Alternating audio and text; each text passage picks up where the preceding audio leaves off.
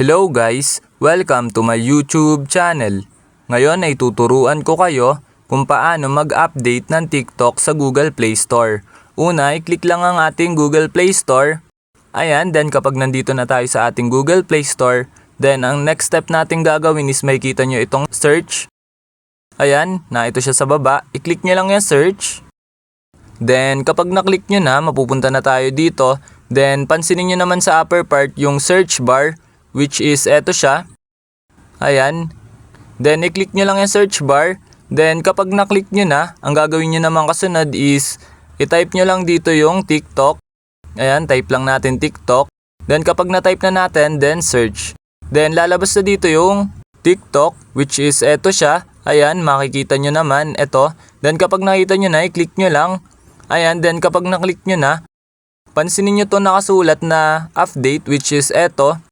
Ayan, then kapag nakita nyo na, i-click nyo lang yung update. Then kapag na-click nyo na yung update, ayan, maglo-loading siya. Then wait lang natin yan mag 100% para ma-update natin ang ating TikTok. Ayan, kung mapapansin nyo, tapos na siya. Then ayan, pansinin nyo uli yung nakasulat. Hindi na update nakasulat sa kanya, kundi open. Ibig sabihin na update na natin ang ating TikTok. Ayun, ganun lang na mga dali mag-update ng TikTok dito sa Google Play Store.